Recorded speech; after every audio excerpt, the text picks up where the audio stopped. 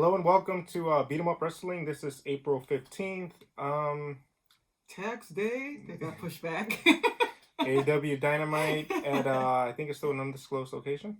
Is it? I guess, right? Yeah. I guess it is. But yeah, it was live. But the Mox match at the end, I think it was pre-recorded, wasn't it? It looked like it was pre-recorded. It was outside, it looked like the outside arena to me. Yeah, I don't know. But they said live. Maybe I'm just like, Yep. Maybe I'm just like didn't look at it correctly. It just didn't look like the same place. But yeah, the show was pretty entertaining. It started off with another Jake the Snake Roberts promo. Yeah. It's just setting it up. Everybody knows where this is going, and it is starting to gain momentum. Yeah, I think they're going to finish it off next week with not finish it off, but the other two matches will be next week. The Kip and Dustin, and the Sammy and Darby Allin. Mm-hmm. So predictions, Dustin and Darby move on. Yeah. No. Wait. Yes. Yeah, definitely. Yeah, Dustin and Darby, and then Darby will, lose to Cody. Yeah, lose to Cody. He'll beat up Dustin. Yeah. And piss off Cody, and then it's just gonna elevate this whole Jake the Snake poking at Cody a little bit. And then the great betrayal to the Caesar, possibly. Yeah, the great betrayal. But the build-up was good. But yeah, I think the Colt Cabana match was good. Yeah. I think Colt did amazing. I was telling him that I felt bad because I'm so used to Colt always having some sort of funny gimmick, and he tried to do it here and there, but it was hard to watch him get beat up a little. But this match, I think, did more for Lance than the other two squash matches. Oh yeah, definitely. Because this was a match. Yeah, the other ones were just kind of okay, yeah, he's squashing them. But this match just showed that Lance Archer is somebody that shouldn't be messed with, and I think it built him as a monster. Yeah, and then I'm not saying Colt's a big guy, you know what I'm saying? He's a big guy. But I'm saying that he's not fat chubs. He's a solid big dude. But he's a tall dude he's a big dude, and so for him to be handled the way he was, it just made Lance look good, but it also made Colt look good. It didn't hurt Colt at the same time. No, yeah. It was a good match for Colt because it wasn't a quick 5-minute match. It was a match. Yeah, and it was Colt, appreciated. Colt showed some offense to it too. He did the boom boom. Yeah. And it was good for both of them. But I think it literally sets Lance Archer to possibly be the first TNT champion. Yeah, definitely. And a little bit about the TNT championship. That actually was TNT that came up with the idea and not AEW.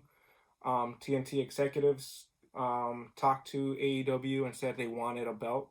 So that's why they did this tournament. I think TNT has never had anything named after them, even with WCW when they used to carry NWA. Which is cool though, because it just shows their input and their trust in the development. Into it, yeah. So this is not the belt that Cody and them promised. They said there was going to be another title. There might still be a 6-man title up ahead, unless they're just taking credit for it and it's not their idea. Or a mid-card title. I hope it's a mid-card. I really, really like a lot of the mid-card people that come out and stuff like that. But but it was good. So Britt Baker, did she have a promo before this or after the match? She had it right before. Right before, right? Yeah. So Britt does a promo about why she's a real role model. Mm-hmm.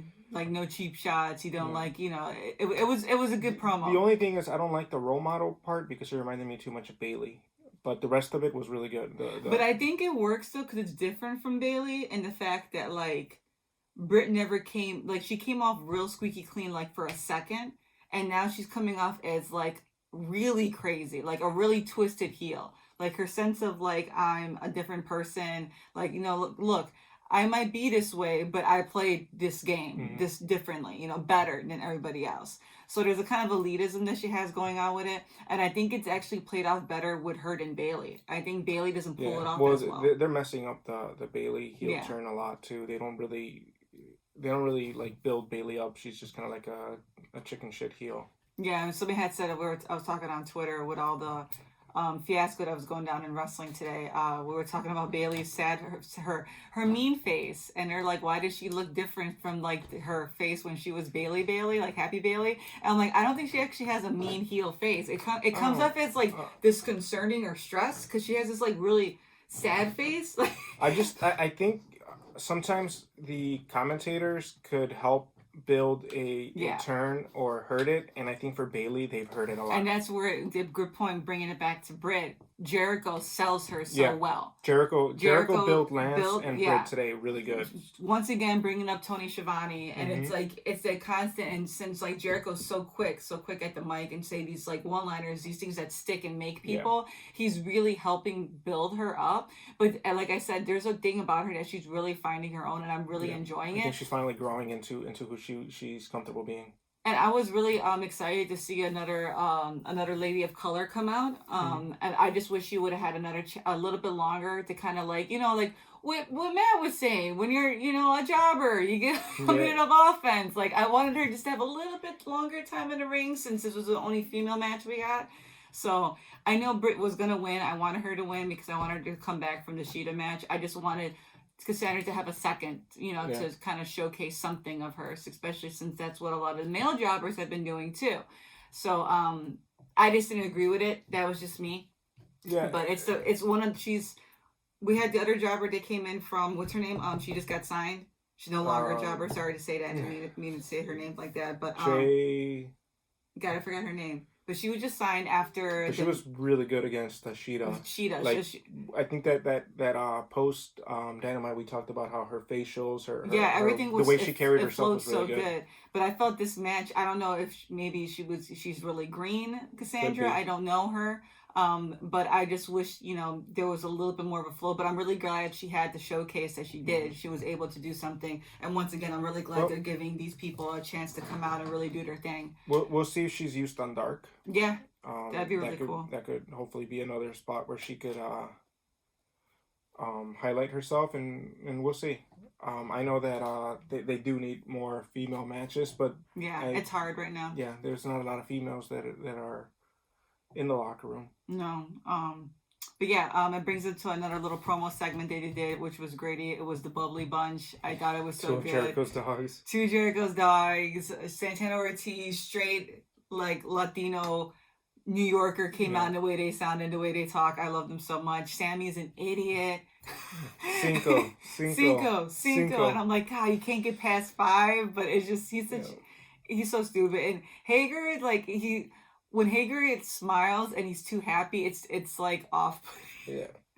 So it works. But Sammy, I think he's taking a lot of what Jericho's teaching him. Oh, he's a sponge. He's still a little green on the mic. There's parts where he pauses too long and makes it a little bit awkward.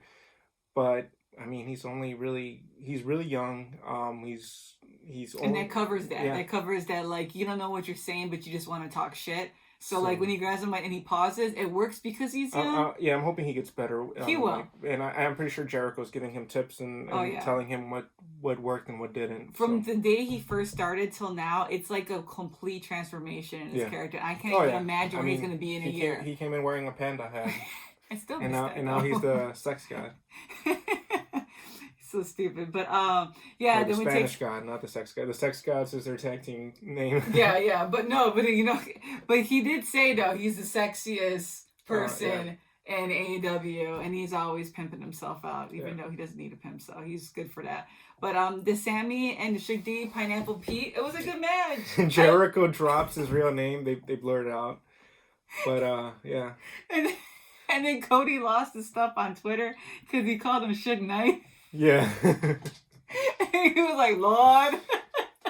It was just like, I don't know, Jericho on commentary is one of the best things that they've done. He's been helping build characters, and it's awesome. Yeah, there's just something about him that he really knows how to elevate everybody. He's so comfortable. He's not even calling the match, really. He's just talking shit the whole time. Yeah. And that's the best part about it. It works because he's the heel commentator, which is like... Yeah, you need it. Yeah, like you do need a heel commentator at times. And it's funny because like you can tell he's definitely a person that just like when it's business, but when you're around him, he's probably just a ball of stupid energy. because he's so laid back. And you could tell he's enjoying his time with AEW. He's enjoying his time with the talent. This is probably the happiest he's been in a while. So it just comes off so natural and what's the word that I'm looking at? Like, he's just being really honest. There's a word that is just skipping my mind. Genuine? Yeah, genuine. It's coming off very genuine. Yeah, that's just, he's not trying too hard. No. It's coming like, I mean, you can't teach that. You can't teach what Jericho does. Like a Pineapple Pete and the way he just attacked them, you can't teach how to put somebody over in seconds. Yeah, he built up Pineapple Pete. And I don't know if it's just of his voice should tone. Be. Yeah, he's not even, he came out. Like, I felt like he was Kofi-ish a little bit, but like he was a little smoother. Like, I felt like, no offense to Kofi, like, I would like to see a Pineapple Pete and an Orange Cassidy tag team. That's just tropical, all types together. Like, I would just put that. That's good. The Citrus Express. Yeah, he said the S word twice, Sammy, and like there was so much censored tonight. Yeah. It was censored everywhere. F words dropped. F words. I think the first thought it was the F bomb or S was at the beginning with Colt. I think Lance or somebody said it. So you can only say it once. Yeah, and they were just completely like they were too close to cameras this week. So check Chucky T's Twitter because he's probably gonna be upset that he didn't get to say it. I think he gave up at this point. He's in like utter depression. But then great match. I want to see more of Pineapple Pete. I'm on that boat. I love him.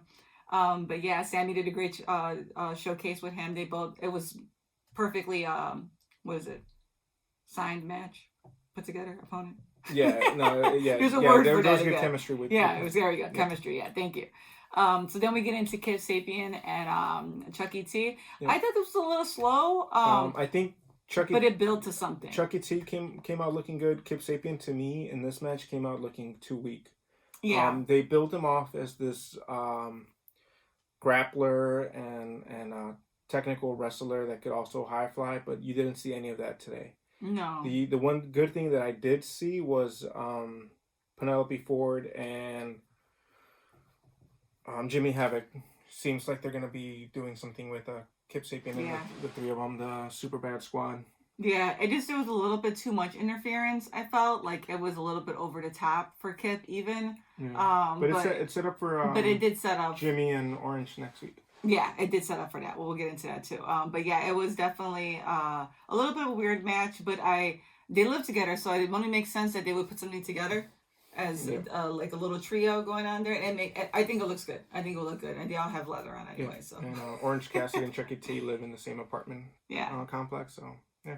Roommates versus roommates. Is Orange Cassidy just laid out on the floor now? He looked like one of those dead drawings in like special victims units.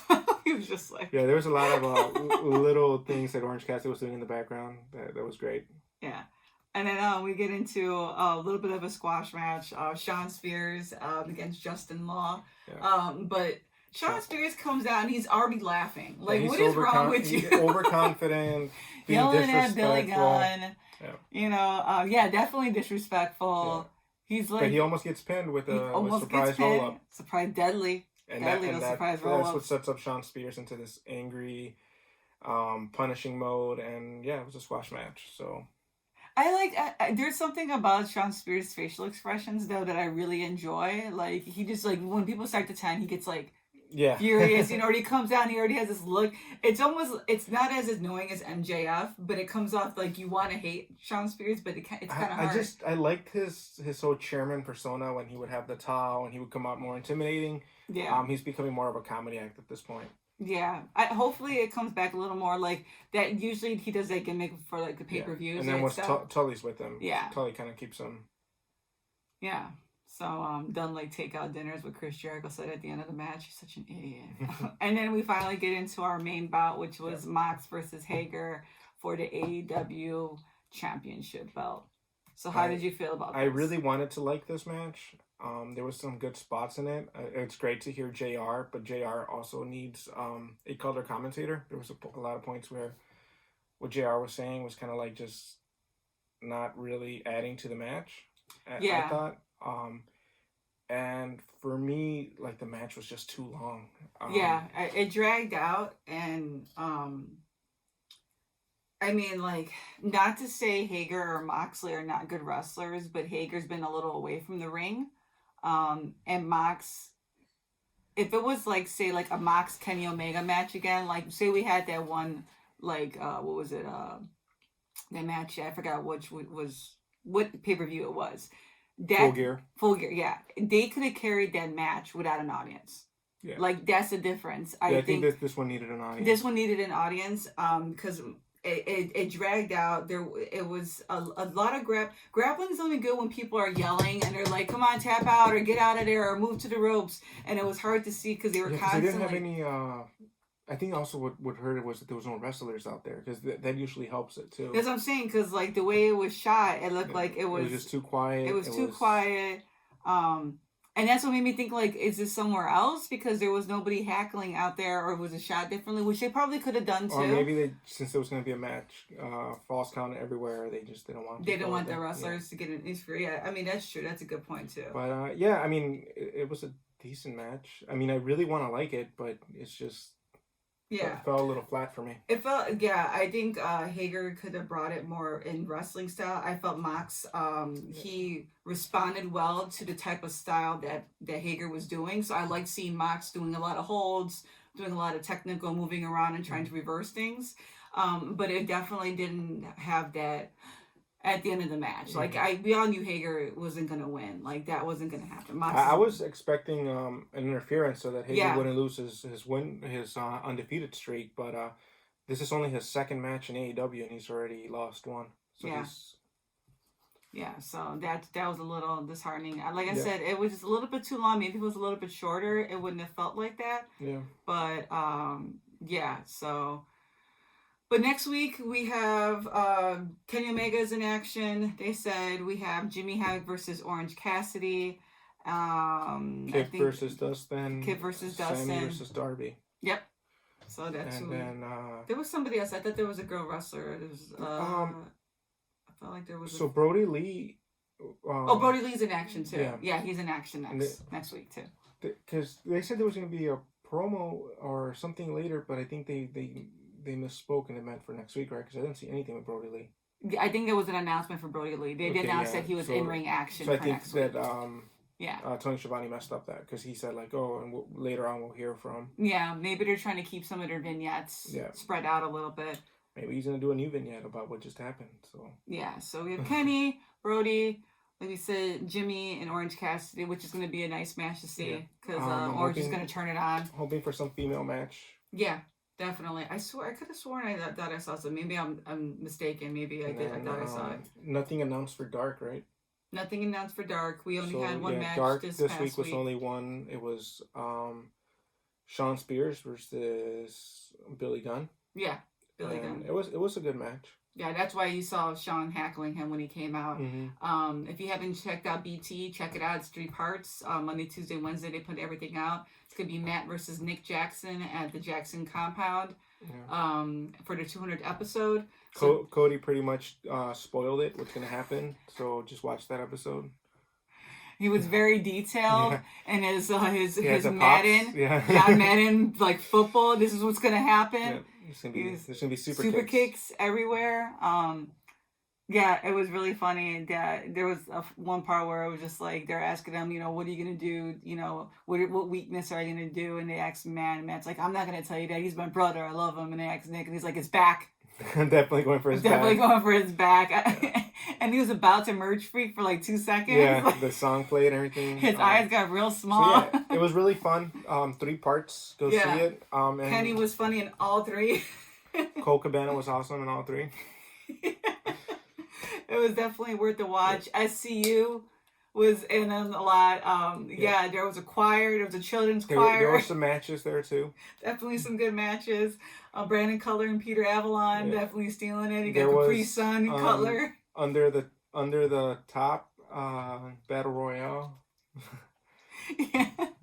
So it was just fun. Go check that out.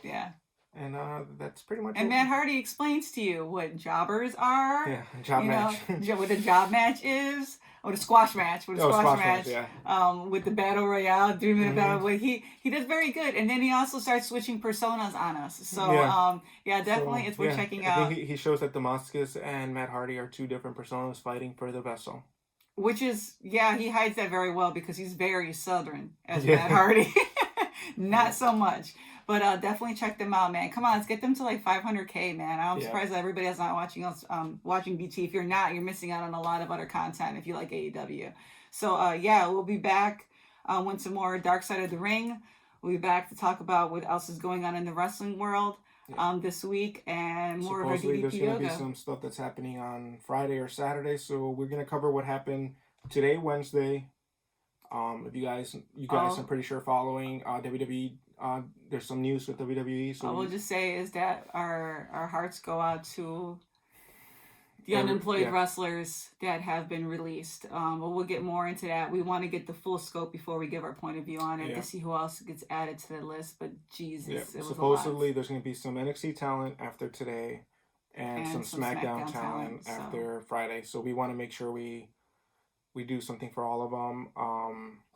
And yeah, then we'll probably do some videos highlighting some of their stuff and link to their merchandise so that we can help them out.